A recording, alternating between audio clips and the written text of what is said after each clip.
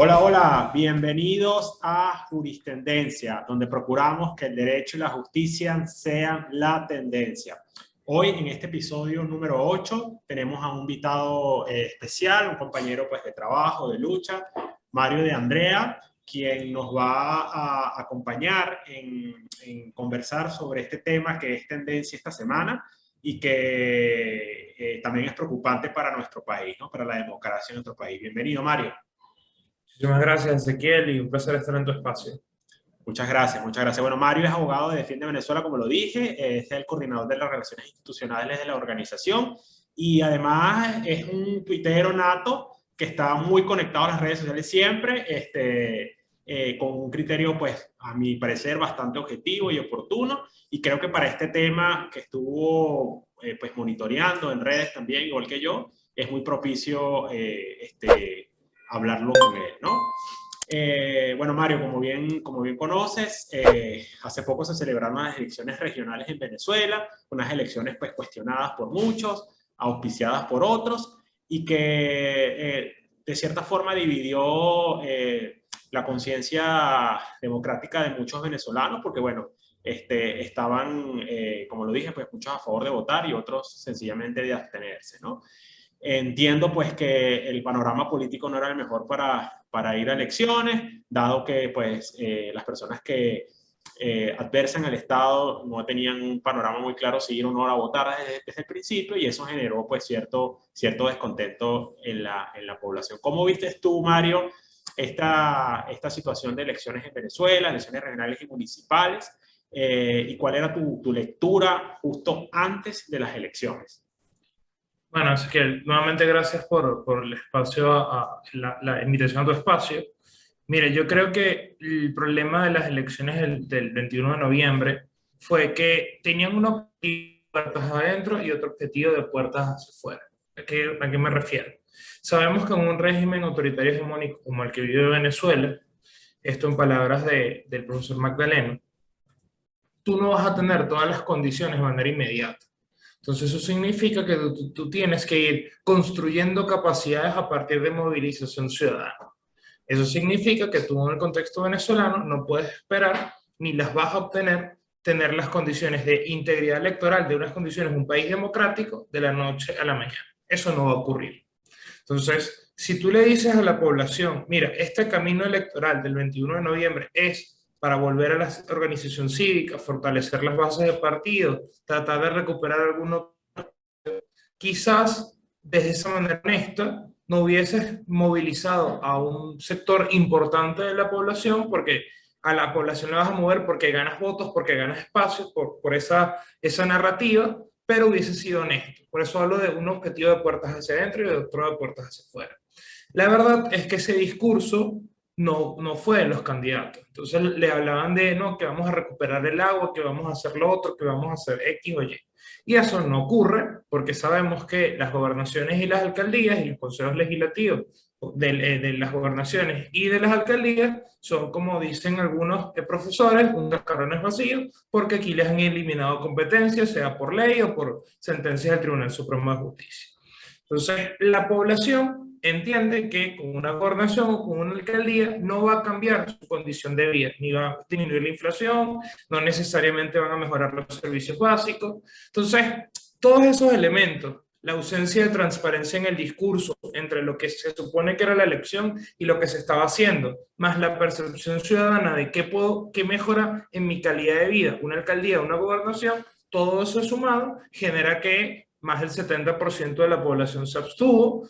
En Baruta, por ejemplo, municipio donde yo hago vida, solo participó el 25%, tomando como ciertas las estadísticas del Consejo Nacional Electoral, pero bueno, creo que todo eso suma para que haya pasado lo que pasó el 21 de noviembre. Claro, claro, bueno, muy acertada tu apreciación. La verdad que es lamentable que haya tanta abstención en un país donde tiene pues tantos problemas y que además es el único espacio que nos queda a los demócratas, a los venezolanos para hacer incidencia, ¿no? Para incidir en los resultados del cambio de país que queremos todos, ¿no? Que queremos lograr al final de cuentas. Vamos a ir aterrizando como principalmente el problema estructural que fue las elecciones en Barinas, ¿no? Barinas, como sabemos, es territorio, es estandarte del chavismo, del sector del chavismo, lo que se identifica con el chavismo, el partido PSUV, porque fue la cuna de su líder, el expresidente Hugo Rafael Chávez Frías. Desde ese momento hasta ahora ha sido gobernado y principalmente por familiares de este exmandatario, y su último gobernador, quien se estaba perfilando para la reelección, Argenis Chávez, era el candidato para el oficialismo, que finalmente terminó derrotado por Freddy Superlano. El candidato, pues, entiendo yo, de la Mesa de la Unidad, ¿no? Esto ocasionó, a raíz de la ausencia de decisión, porque incluso el CNE tardó más de una semana para pronunciarse sobre los resultados de ese estado, generó pues conmoción en la sociedad, se presentaron disturbios, manifestaciones, etcétera, y esta contienda termina finalmente con la decisión del Tribunal Supremo de Justicia que pues anula esos comicios electorales y convoca nuevamente unas elecciones el 9 de enero, ¿no? Antes de analizar esto, me gustaría un poco también hablar a los juristendencieros, que son las personas que nos escuchan en este canal, hablar un poco de ambos candidatos, ¿no? ¿Cuáles son tus referencias, pues, políticas, por supuesto, ¿no? Que tienes de ambos candidatos, Mario, ¿no? Bueno, yo creo que allí el gobierno de Nicolás Maduro, o el régimen, como los justitendencieros lo quieran llamar, ahí ha sido muy hábil porque colocaron en la palestra a un candidato de oposición que tiene un historial, un bagaje, una mochila muy pesada que hacía que no fuera percibido como alguien de confianza, como alguien que la gente pudiera poner sus esperanzas en su gobierno. ¿Y a qué me refiero? Debemos recordar que Freddy Superlano fue una persona que a principios del 2019, con todo el auge del gobierno interino, fue una persona que su primo murió en Colombia producto de que estaba con unas prostitutas en Cúcuta y él estaba allí. También se dice que el señor Freddy Superlano fue parte de estos diputados que se denominan alacranes, que han viajado y han hecho lobby para proteger a Alex Saab. A pesar de toda esa mochila bien pesada, la Mesa de la Unidad apoyó la candidatura de Freddy Superlano y ganó, y creo que que hayan eliminado y bloqueado su triunfo en Barinas es una prueba de ello. Además que tenemos antecedentes de que a través de intervenciones del Tribunal Supremo de Justicia impiden la adjudicación de gobernaciones. Entonces, ese es el primer punto. Y con respecto al señor Chávez, bueno, parte de la familia, eso es parte de esa hegemonía que, como tú muy bien decías, que reina en Barinas. Y yo creo que el tema de Barinas tiene una visión jurídica y una visión política. Una visión jurídica, evidentemente, hubo un fraude del Tribunal Supremo de Justicia, admitió la sentencia 78 del 29 de noviembre en la sala electoral a partir de un amparo que se interpone, suspendieron la totalización, convocaron a nuevas elecciones el 9 de enero, todo ello sin juicio previo. Entonces es como que tú interpongas un recurso y automáticamente le den la razón a alguien sin convocar a las dos partes, en este caso Freddy Superlano o al Consejo Nacional Electoral, que además luego sus rectores, los rectores que han sido incluidos a partir de la presión y de la sociedad civil en el Consejo Nacional Electoral sin tomar en cuenta su opinión. Ellos se enteraron después de que este señor Superlano estaba inhabilitado, pero hay un decreto presidencial que eliminó ese tipo de inhabilitaciones. Entonces, aquí como una lucha de poderes entre el Poder Consejo Nacional Electoral, Poder Judicial y Poder Ejecutivo, y ese es un problema. Pero visto ahora la visión política del problema, es que Barinas representa un bastión, y tú mismo lo dijiste, de la revolución bolivariana. Entregar Barinas supone reconocer que en la cuna de Hugo Chávez ya no manda la revolución. Supone reconocer que ese que es un espacio que se dice ocurre narcotráfico, es una pista de despeje de aviones de narcotráfico, que controlan los militares, pues ya no están o ya no cuenta con el beneplácito de la población que vive allí. Entonces el mensaje es muy fuerte y como dice el profesor Michael Penfold, toda acción venezolana debe tomarse en cuenta el el partidista del PSUV, o sea, el partido PSUV como tal, las Fuerzas Armadas, el rol de las Fuerzas Armadas, que es muy importante en Venezuela, y el rol de los grupos armados irregulares y los negocios ilícitos. Yo creo que con la pérdida de Barinas electoralmente, el PSUV como partido se tuvo que echar hacia atrás, pero los otros dos bastiones, los militares y el bastión de negocios irregulares que hacen vida allí, dijo, epa, ya va, esto es un lugar importante que no podemos entregar. Y a partir de ahí es que sucede todo esto. Claro, fíjate, tú mencionas algo interesante al inicio de lo que mencionabas, y es que hay antecedentes de esta injerencia pues, del Tribunal Supremo de Justicia en las decisiones, también hay antecedentes lamentablemente, de no adjudicación de gobernaciones porque no se cumplen protocolos como por ejemplo lo que era la juramentación ante la Asamblea Nacional Constituyente, y en ese caso pues afectó la gobernación de Zulia con Tomás Guanipa, ¿no? En Bolívar ocurrió también, hubo un problema en el conteo de actas con Andrés Velázquez, no le adjudicaron la gobernación. Entonces, por lo que vemos, hay gobernaciones que para el Estado, para el gobierno venezolano, para los que hoy dirigen el gobierno venezolano, quiero decir ejecutivo, son problemáticas a entregar, son, digamos, son irrevocables hasta el punto que toman decisiones de esta manera que generan un costo, por supuesto, en el poder, pero aún así la suben, ¿no? Por ejemplo, Bolívar no le entregan porque, bueno, Bolívar es ahorita el foco de la extracción de oro y minerales y probablemente es la fuente de financiamiento del gobierno, quién lo sabe, ¿no? Y Barinas, pues por un tema más de moral, y de hecho así creo que lo dijo uno de los voceros del gobierno hace poco, que pues significaba un lugar importante para el chavismo, ¿no? El Zulia pues igual, etcétera, ¿no? Entonces esto es algo que ya se está repitiendo, lamentablemente es una estocada a la democracia importante, que aún así bajo elecciones adversas, bajo todo este panorama que tú nos explicabas al principio, aún así ganamos algunas cosas o se ganan algunas elecciones y no son adjudicadas. Incluso ganando en minoría, o sea, ganando menos gobernaciones, menos alcaldías, porque el resultado final, y eso no lo dijimos al principio, el resultado final, sin contar Barinas, fueron 3 gobernaciones para la oposición venezolana, que son muy pocos, pues, sí. Son más gobernaciones, son 24 incluyendo Distrito Capital, si no me equivoco. Entonces, es no ceder en los espacios bajo ningún contexto, ¿no? Y lo otro es que yo estuve revisando la sentencia del Tribunal Supremo de Justicia y fíjate que esto, lo primero que hace, que esto es una costumbre que es reiterada en el tiempo, ¿no? Tú te metes en la página del Tribunal Supremo de Justicia, buscas las decisiones, te vas a la sala electoral, notas que está la decisión, pero no está la publicación de la sentencia. Y esto es algo muy común en el seno de la sala penal, en el seno de la sala constitucional. O sea, hay una opacidad a tal punto que aún en decisiones tan importantes como esta, que implica revocar elecciones libres, que se supone que se hace un proceso democrático que ha tratado de legitimar al gobierno, pues aún bajo ese contexto no publican las decisiones. Entonces...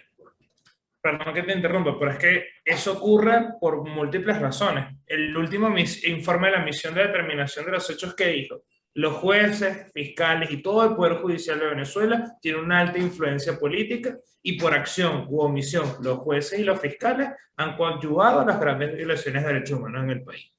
El derecho al sufragio es un voto, es un derecho. Entonces, que el Poder Judicial intervenga e impida la adjudicación y todos esos barineses que votaron y se les viole sus derechos no es extraño.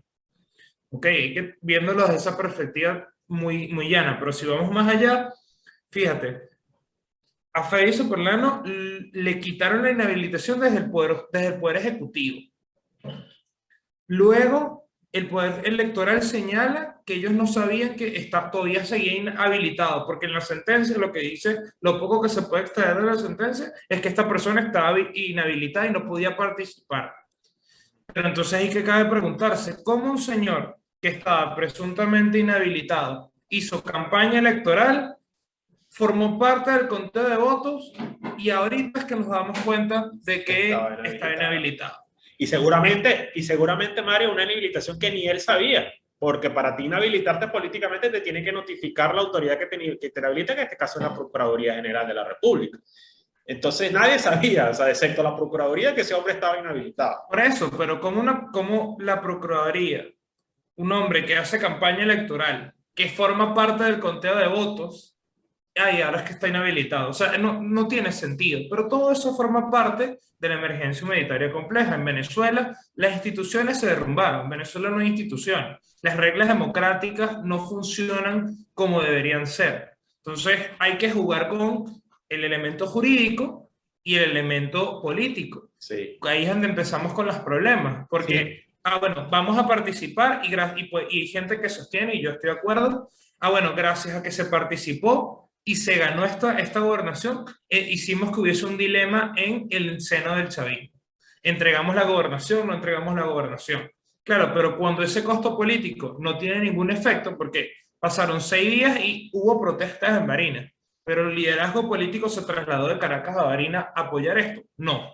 Frei Soprano tuvo que venir a Caracas a hablar con Juan Guaidó para que en no sé cuántos días es que va a haber una manifestación. Es decir, nosotros mismos, la ausencia de estrategia y de capacidad política impide que el costo de este tipo de acciones absurdas y contra la democracia no representen menos costo que aceptar que esos otros factores del chavismo, entiéndase el militar y de los negocios irregulares, sea mucho más bajo que tener que lidiar con ellos. Es decir, dicho de manera más sencilla, el chavismo, la parte política del chavismo, prefiere lidiar con un Supremo y una elección el 9 de enero y con 2, 3 manifestaciones que se dieron en Barinas, que tener que lidiar con el brazo militar y el brazo de grupos irregulares en Barinas. Así de fuertes las cosas. Entonces, eso es una falta de estrategia y de comprensión desde la política y del contexto de régimen autoritario hegemónico que vivimos. Claro, y fíjate que qué lamentable, ¿no? Lo que mencionas que incluso en condiciones donde se supone que debemos reaccionar, eh, yo me incluyo, pues, porque también uno es oposición y uno también a estos resultados más que oposición, disidencia, ¿no? A uno le duele esto, que en democracia ocurran estas cosas y que estos espacios se dan de esta manera, ¿no? Aún así, bajo ese contexto favorable, digamos, de alguna manera, para la oposición, para poder hacer incidencia política importante, pues tampoco se logra, tampoco se reacciona como se debe reaccionar, ¿no? Porque no se trata de reaccionar ni con violencia ni con agresividad, sino se trata de reaccionar con contundencia y aprovechar este costo que está generando el gobierno para poder asumirlo y capitalizarlo como un factor político, y eso no lo están haciendo. Entonces, eso es lo preocupante, ¿no? Totalmente de acuerdo. Fíjate, vamos con los resultados que fueron bastante estrechos. Frei Superlano tuvo un porcentaje de 36.60% y el candidato Argeni Chávez tuvo el mismo 37%, pero como 21%. O sea, de verdad que las diferencias fueron bastante estrechas, pero bueno. 140.000 votos, 140.000 votos. 140.000 votos de diferencia, nada, pero bueno, así son las elecciones, en democracia sí se gana y se pierde, y vale la pena resaltar que incluso el CNE nunca se pronuncia, ¿no? Porque quien finalmente adjudica la gobernación, por lo que veo, es el mismo Tribunal Supremo de Justicia en la sentencia, que dice cuánto finalmente tuvo cada candidato.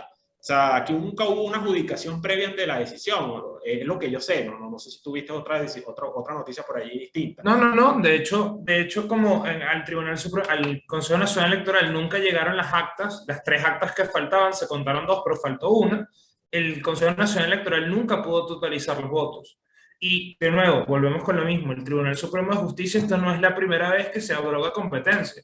Todas las manifestaciones del 2017, ¿por qué son? Porque el Tribunal Supremo de Justicia, con las sentencias 155 y 156, se toma las competencias del Parlamento Nacional, en ese entonces mayoría de la Mesa de la Unidad Democrática o de la oposición. Ahora hace lo mismo con el Consejo Nacional Electoral al decidir los resultados y declarar unas nuevas y solicitar unas nuevas elecciones. Pero también lo hemos visto en otros momentos, cuando no solo cuando nombra rectores del Consejo Nacional Electoral, cuando interviene y le quita competencias a un municipio o a una gobernación y se las da al Ejecutivo. En fin, el tema del Poder Judicial es que viene siendo cooptado y destruido desde el año 2003. Entonces, es un problema enorme y lamentablemente allí se apunta muy poco. Se parte el problema es que son los votos, el problema es que son la integridad electoral, que sí lo es. Pero el Poder Judicial es un problema gigantesco. Y Sí. allí se está haciendo poca incidencia y cuando se habla de negociación se remiten a presos políticos, ayuda humanitaria y votaciones. Pero muy pocas veces habla sobre el Poder Judicial. ¿Cómo reformamos el Poder Judicial? Sí, y qué daño ha hecho el Poder Judicial últimamente en el Estado de Derecho en Venezuela, ¿no? Cada vez sus reacciones son más preocupantes. Bueno, nosotros que estamos en esta actividad jurídica y tenemos mucha interacción con decisiones, etcétera, y estamos monitoreando, vemos con preocupación cómo cada vez más vemos la espada que se hunde más en el corazón de la democracia en Venezuela, en el Estado de Derecho, en la legalidad, en los principios, pues, digamos, relacionados a la independencia y a la autonomía de los poderes.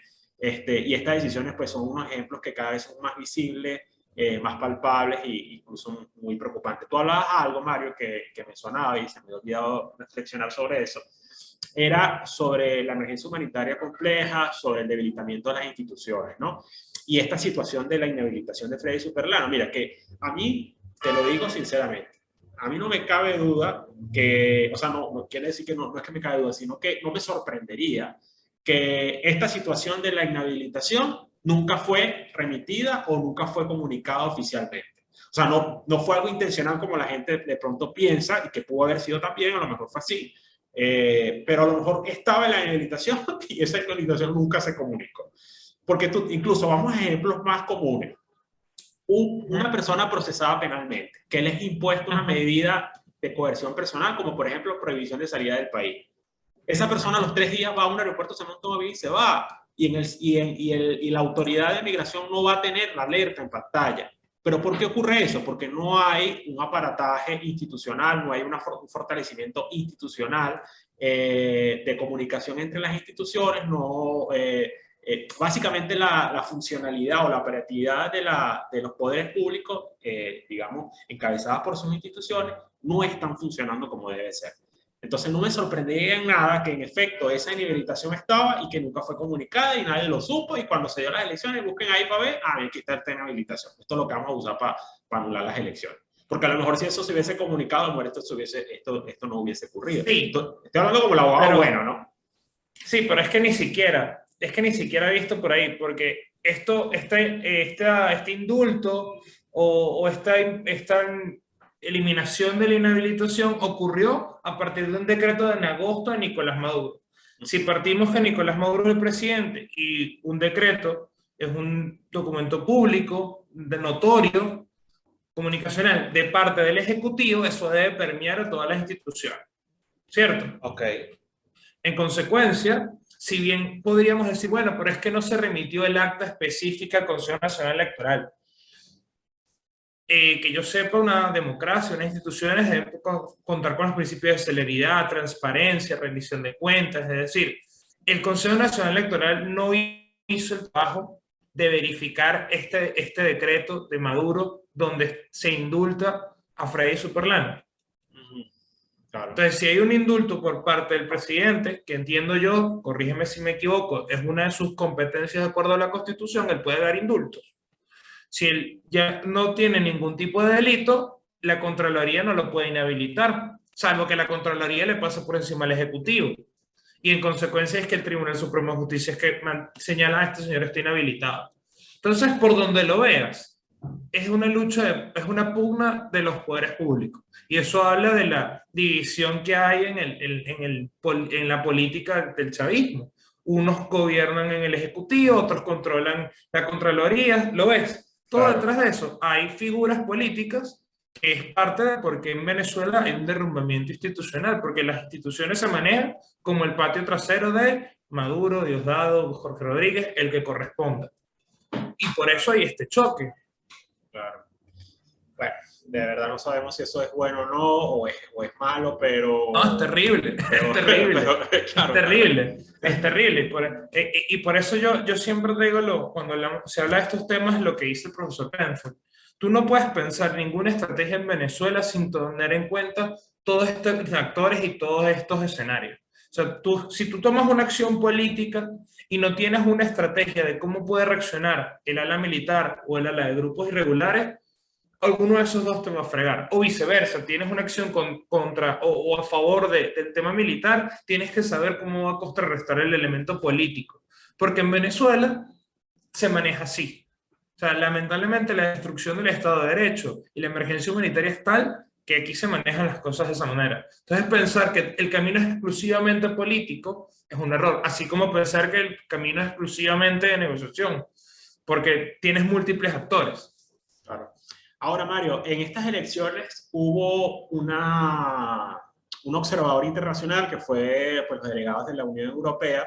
Entiendo que Hubo publicaron tres, hubo tres, Naciones Unidas, Ok, Unión Europea y Centro Carter, más otros que estaba Rusia, es decir, se invitaron a países, pero ok. digamos que el más relevante fue el de la Unión Europea porque se espera que su informe final sea como contundente. Y yo creo que fue positivo que estuvieran, en verdad. Ok, ¿y qué dijeron estos tres organismos finalmente sobre estas elecciones? Naciones Unidas no es público el informe se remite exclusivamente al Consejo Nacional Electoral.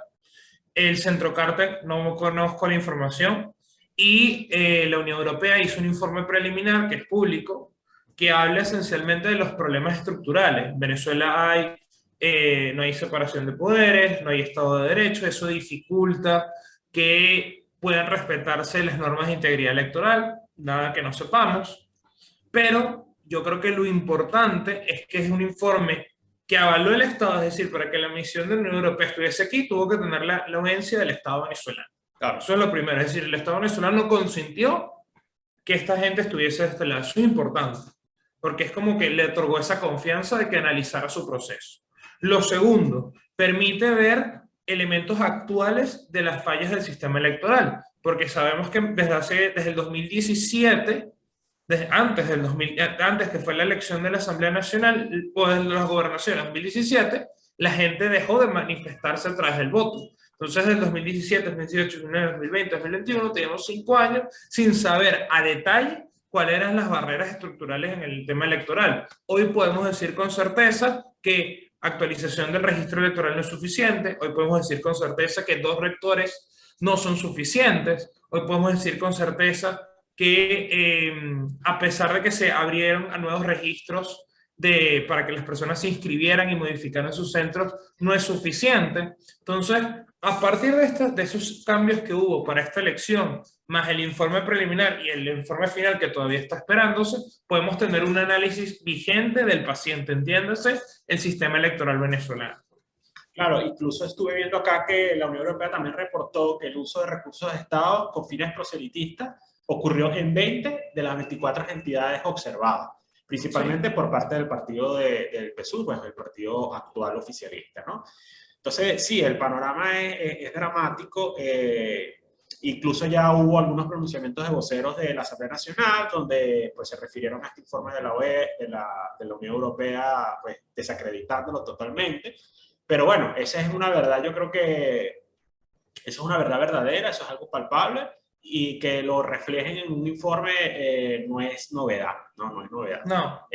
Así como estos informes pues, de organismos internacionales que han hablado sobre la situación de derechos humanos en Venezuela y que aquellos que no es necesario ni siquiera trabajar en el tema de derechos humanos para conocerla, para tener alguna apreciación sobre esta, ¿no? Es palpable, es abundante, muchas personas que, por hablar, por ejemplo, solamente del debido proceso, si tú tienes alguna vinculación actualmente con un proceso judicial, te das cuenta que la situación es dramática allí. Si tienes un familiar detenido, pues peor todavía. Entonces, bueno, no es algo que se pueda tapar. El sol no se puede tapar con un dedo, Mario. No, por supuesto. Bueno, Mario, ahora, pues elecciones del 9 de enero. De momento esto es así. No hay ya una decisión pues, de un tribunal.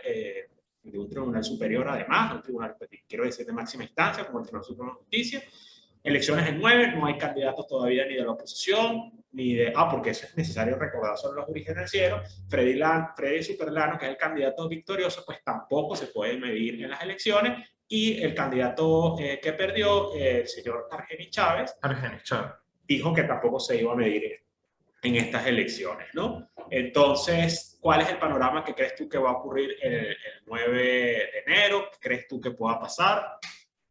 Mira, los antecedentes que hemos tenido en esta situación, que fue Zulia con Tomás Guanipa y Bolívar con la causa R, no son alentadores. Lo más probable es que el chavismo gane,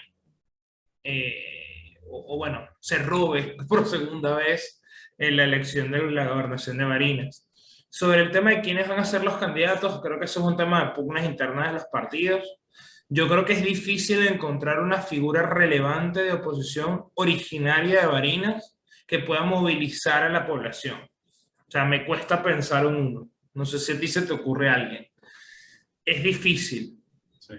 Y yo creo que el chavismo va a poner a alguien leal, de relevancia, pero estaban hablando de Carmen Meléndez, que ella es de allá, entiendo, de Barinas, ella es barinesa, pero bueno, como ella es la actual candidata a la alcaldía, no sé cómo hará para mover esas piezas. Claro, pero hacer eso implicaría que el segundo, que en este caso fue Carri, sería el alcalde. No van a entregar, y no van a entregar Caracas. Exacto.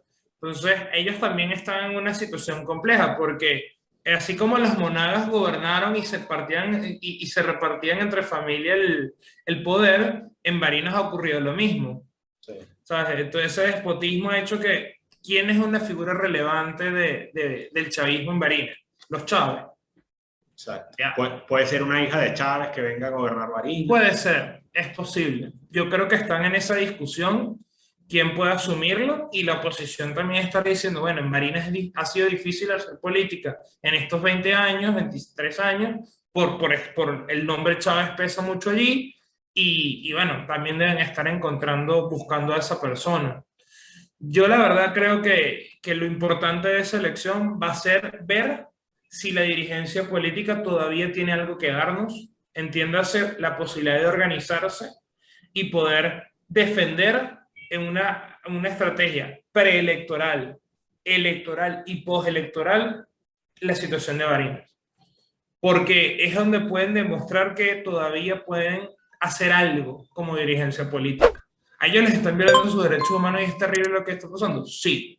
A todos los barineses les están violando los derechos humanos. A Freddy Superlano le están su derecho a la participación pasiva en los asuntos públicos, a ser electo. O sea, sí. Pero vuelvo y repito, en un régimen autoritario, hegemónico, no te van a dar las condiciones. Eso tienes que tú movilizar a la gente, tienes que organizarte y tener estrategia para moverte en todos los escenarios. Si no piensas así, es muy difícil. Es muy difícil. Así es, el panorama entonces no es nada alentador. Bueno, Mario, hemos llegado al final de este episodio. Vamos a colocar acá una canción que es muy preciosa venezolana, Linda Barinas, que nos recuerda mucho a esas tierras llaneras que bastante han sufrido durante estos últimos años. En general, los llanos venezolanos ha sido crítica la situación allí para los campesinos, los derechos de los campesinos, los derechos de las personas que tienen hacienda, la propiedad privada, etc. La producción ha sido un tema bastante complejo en esas tierras. Tierras de desidia, obviamente, porque cada vez los beneficios, entre comillas, se van reduciendo a la capital, y pues estos estados van quedando en la órbita de los niños, ¿no? Para nosotros, para Juristendencia, es un honor tenerte. Este es un podcast que yo administro junto con un gran colega y amigo, Roberto Delgado, que hoy está ausente por motivos personales. Va a visitar a su hija, así que le deseamos muchos éxitos en su viaje para visitar a su niña. Y bueno, nada, volver con las ansias de volver a tenerte otra vez en este espacio. Formalmente eres un juristendenciero, Mario, bienvenido. Y bueno, esta es tu casa, este es tu hogar y este es tu espacio. Muchísimas gracias, Ezequiel, y bueno, un honor ser un juristendenciero y espero vernos nuevamente en tu espacio. Así es, buenos días. Igual. Gracias, Mario. Tierra llanera, camino de palma y sol, donde se pone más bella siempre.